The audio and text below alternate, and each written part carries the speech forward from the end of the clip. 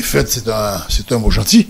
On devrait parler de raclée ou de fessée, parce que je crois que c'est la défaite la plus humiliante, la plus forte en score aussi, en écart du Brésil de toute son histoire. Pour imaginer que le Brésil puisse perdre 7-1 chez lui encore, en demi-finale d'une Coupe du Monde, c'est vraiment, et je crois que le monde est tombé sur la tête. Donc je pense que, bon, et en plus, c'est une défaite méritée. C'est vrai qu'il y a eu un accident de parcours en première mi-temps. Le Brésil a été, disons, méconnaissable, ils ont été lourds, empâtés, pas d'entente au niveau de la défense et au niveau du milieu de terrain.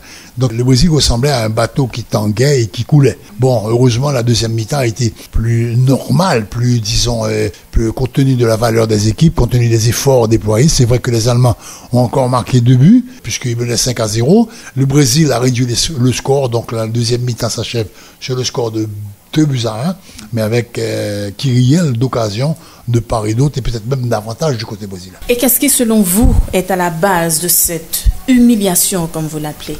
Bon, je pense que le fait d'avoir perdu 2 pièces essentielles dans la machine, elle n'a pas pu fonctionner comme cela se doit. Certes, il y a eu l'absence de Neymar. Bon, on connaît la puissance offensive de Neymar, qui représente à lui tout seul la moitié des buts brésiliens, enfin presque. Maintenant, c'est l'absence de Thiago Silva qui a énormément pesé. Et le pourquoi? Parce que quand vous remplacez un des membres de la charnière centrale, c'est-à-dire la paire d'arrière centraux, vous changez cette charnière centrale. Et on a vu que l'entente qui a toujours existé entre Thiago Silva et David Luiz n'a pas du tout été celle entre David Luiz et de Dante, qui, disons, a remplacé au pied levé un Thiago Silva suspendu. Donc je crois que c'est le premier problème de cette équipe. Ça a été donc la paire d'arrière centraux très flottante, très peu sûre, qui offrait des boulevards à l'équipe allemande.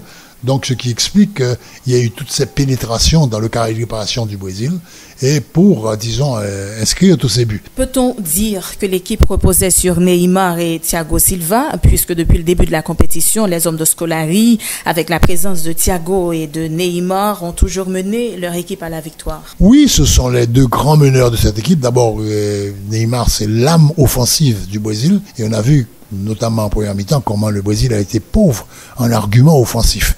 Hulk ne tenant pas la distance du tout, le Brésil s'est contenté, je ne peux même pas dire de miettes offensives, face à ces différentes vagues allemandes, et surtout à la sécurité que donne à cette équipe le gardien Neuer, de même que Boateng et Hummels. Donc le Brésil a été, disons, dépassé par les événements complètement en première mi-temps. Et je répète ce que j'ai dit tout à l'heure, il a fait naufrage. Certains parlent du Brésil comme étant une équipe très faible, avec beaucoup trop de failles. Ils vont même jusqu'à croire que Neymar était l'arbre qui cachait la forêt. Êtes-vous de cet avis? Non, absolument pas. Et si vous regardez bien l'équipe brésilienne, le talent des joueurs, la valeur des joueurs sur le marché international, ce sont parmi les joueurs les plus chers. Donc on ne peut pas dire que l'équipe n'a pas de valeur. Maintenant, une équipe, c'est un assemblage. Donc peut-être que les pièces sont excellentes, mais que l'assemblage a été mauvais.